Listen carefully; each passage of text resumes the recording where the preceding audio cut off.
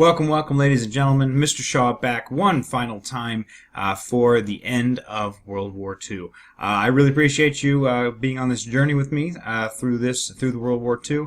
For me, it's only been a day because I've been all recording this during this time. But for you, hopefully, it's been at least a couple days, and you guys are taking the time to watch these, and I really appreciate it.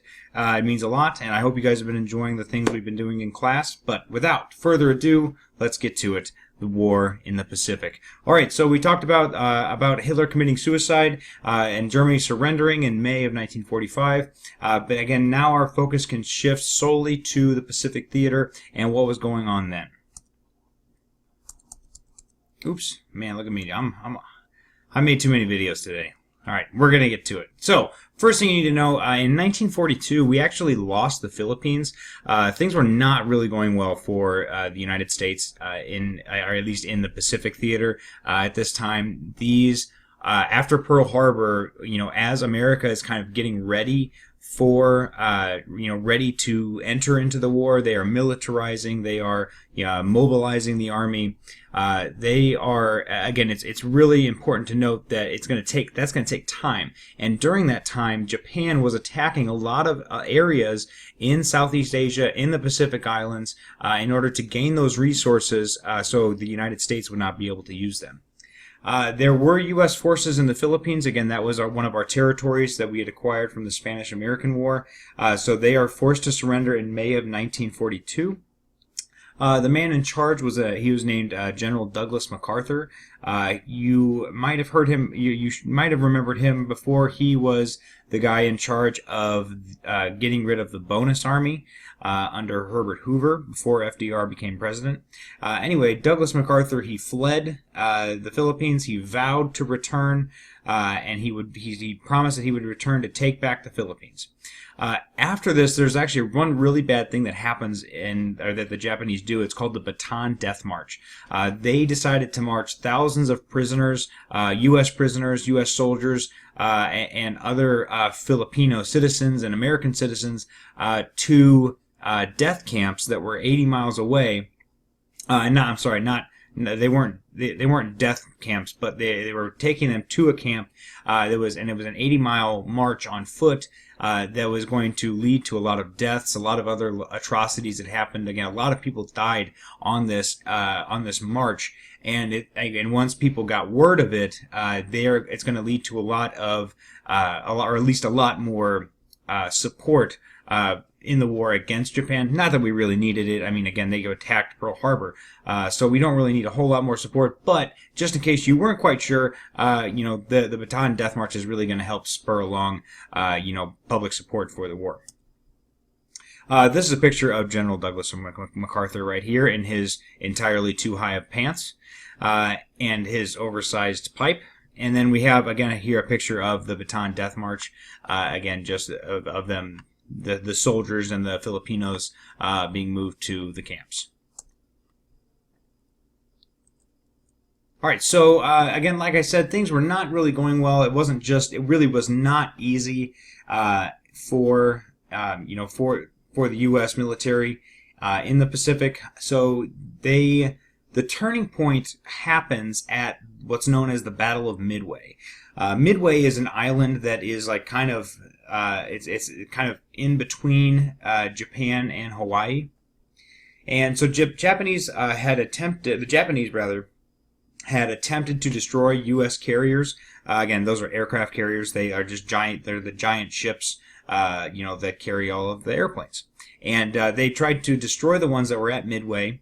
And the United States, by a very lucky turn of events, they actually discovered the attack plans.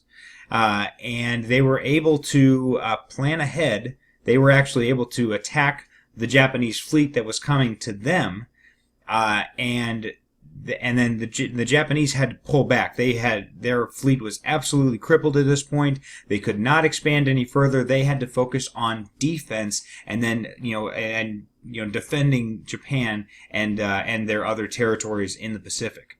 And that's what I said there, is right at the end, is again, the rest of the war is going to be fought defensively by Japan, and then the United States is going to be the aggressor in trying to take over Japan. maybe not take over. Maybe that's not the best word. In trying to defeat Japan. The term that we use for General MacArthur's battle strategy is island hopping. Again, what he decides to do is he is going to try to he's going to kind of leapfrog from island to island. He's going to kind of start outside of Japanese territory. Again, that's what this red line. These are, this is the greatest extent of Japanese control. So he's going to kind of start outside, and he's going to start leapfrogging from island to island. Okay, and he's just trying to get close enough to Japan in order to be able to launch a full-scale invasion. And that happened. When you see this right here, this is Okinawa, the island of Okinawa, and that is very close to the coast, the southern coast of Japan. And again, that is going to be where his target is in trying to take, if an invasion of mainland Japan is what the president would like to do. And again, he thought that if they tried to take every single island, it would take too long.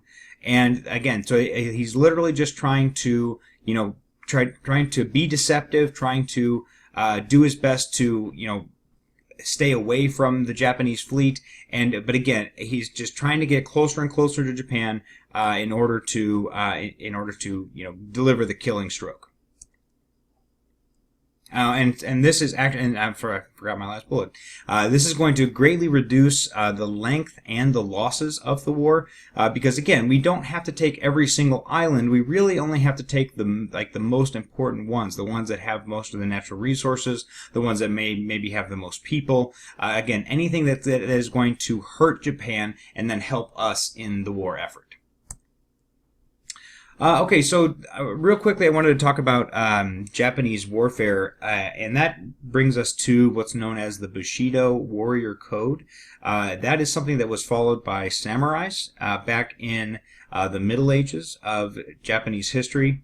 Again, the Bushido Code is, it's like a code of honor that you want to make sure that you are, doing the best you can, that you are, if you lose your honor, if you, for any reason, you actually committed suicide, and you wanted to, be respectful, protect the weak. So again, there's this really, it's very interesting, and you'll learn about it next year in world history. But what's interesting to me about it is that it kind of changes, and it becomes this thing that is like a suicide mission. And they talk about the kamikazes that kamikaze is a word that means divine wind. And the reason they called themselves that is because they were literally crashing their planes they would use up all of their ammunition, all of their weaponry on the plane, and then the last weapon of the plane was the plane itself. And they would crash these into the U.S. ships, and the U.S. territory, in an attempt to do as much damage as possible. The term kamikaze was actually given to tsunamis again very early in Japanese history when an outside force called the Mongols was trying to invade Japan, and twice, not once but twice, there was tsunamis that destroyed the entire Mongolian fleet, and Japan was not they were not able to invade Japan. So again, they take their name from that. But again, the suicide missions, these are going to they're going to mark the desperation of the Japanese force, the ferocity, how far they were willing to go for victory.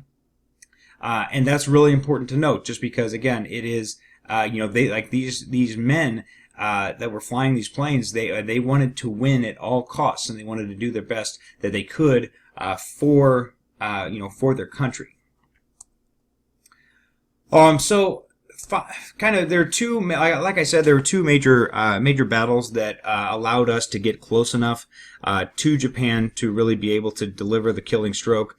And the first one was the Battle of Iwo Jima. The Japanese soldiers on Iwo Jima refused to surrender. It led to massive deaths.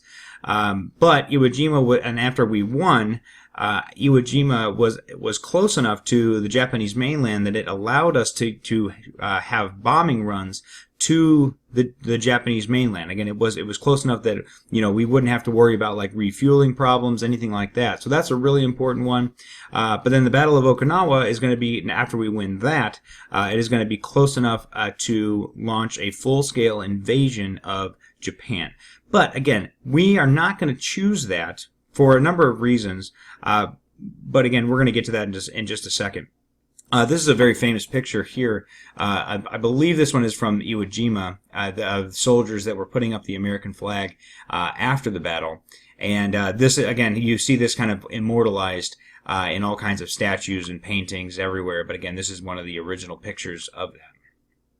Well, I guess an electronic version. It's not the real picture. I don't have it. That would be nice, though, if I could sell that for money. I'm poor. Anyway. So I want to pause here for a second, and I need to kind of talk about the things that had been happening back in the United States. So I told you guys about Albert Einstein, about how he fled Germany, and he comes to the United States. And when he got here, again, this is one of the most well-known scientists in the world. He was able to get an audience with the president right away. And he warned FDR of a German project to try to split the atom. And the reason why that is important is because they don't really know what it's going to do. Like Albert Einstein thought correctly that it could, it would release, uncountable amounts of energy. And that is kind of what goes into an atom bomb, and that's what's happening, is that they are splitting an atom, and that is why it is able to create such massive devastation. So FDR is going to start a secret project to test the possibility and the practicality of what's known as an atomic bomb, and he chooses J. Robert Oppenheimer to lead the project, and again, that is called the Manhattan Project. They are going to spend millions of dollars. They're going to hire top scientists to create the atom bomb. And again, this is kind of like not a last-ditch effort, but it's like an ace in the hole. It's like, okay, if anything goes really wrong, we can have this as kind of a backup plan. Now, President Truman is actually going to kind of use this in a different way. We'll get to that. Let me finish up here. But we'll get to how he's going to do it. So again, here you see Oppenheimer with one of the other leaders of the project. Here is a picture of a mushroom cloud. Again, the devastation of the atom bomb, again, is very severe. I'll give you some specifics a little later. Again, here is one of the pictures of what an atomic bomb looks like. Again, back then, the original ones were massive. Again, they needed, B-52s, B-52 bombers in order to carry them. And again, those are massive airplanes. Again, so it's really important to know that they were successful. They were able to do this, and it's going to lead to the end of the war with Japan. All right. So the first atomic bomb was successfully tested at Alamo Gordo, New Mexico, on July 16, 1945. Again, this is known as the Trinity test. And after this is tested, Truman is going to order the preparation of bombs against Japanese targets. Again, he's ordering the preparation. Again, right now it's not for sure that we're going to use them, but we really knew, and again, the U.S. really knew at this point that they were going to be able to win the war. And it was either going to be by a massive invasion of the Japanese mainland that would cost thousands and thousands and millions of lives, or it would be by this atomic bomb. So what they're going to do to start is Truman is going to issue them warnings, and they are going to they ignore the warnings. They prepare for an invasion by the United States, and they think that that's what's going to happen. Again, we see some. Again, here again is a picture of the mushroom cloud. Again, here is some of the devastation. Again, I believe the radius of the blast radius of an atomic bomb at this point was about 1.5 miles. Again, so you could have been 1.5 miles away, and you would have had like light damage kind of around you. And like the closer and closer you got to the center, of where the bomb had dropped, again, you were more and more likely to die of radiation poisoning. Again, you'd have severe burns all over your body. Again, people that were in the in the actual blast radius that were right around it, they couldn't find any bodies. But for example, people who had been standing up against a wall, again, their shadows, or not shadows, but there were there were basically imprints of their bodies around these walls. But their entire bodies had been burned to a crisp because they were too close to the actual bomb itself. And again, there have been a lot of problems around the two bomb sites of Hiroshima and Nagasaki, that people are still reporting, radiation sickness, and people have been dying for a very long time after 1945. Again, even though now we're upwards of 70 years into the future, but again, it was still a rather large problem. So here is the final chapter. Okay, on August 6, 1945, the B-52 bomber, or a B-52 bomber rather, dropped the bomb known as Little Boy on Hiroshima. An estimated 120,000 died from a single bomb, and it leveled most of the city. And then on August 9th, 3 days later, again, they had not surrendered yet. So they on 3 days later, they dropped the bomb known as Fat Man on Nagasaki. Again, these were not necessarily military targets. Most of these were civilians that were dying in these bombs. Again, 80,000 from the second one on Nagasaki had died immediately.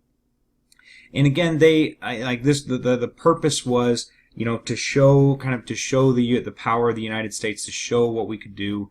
And the Japanese surrendered. Again, the thing about the Japanese, part of the reason why they hadn't surrendered was because part of the Bushido Code was not surrendering. You usually wanted to die in battle.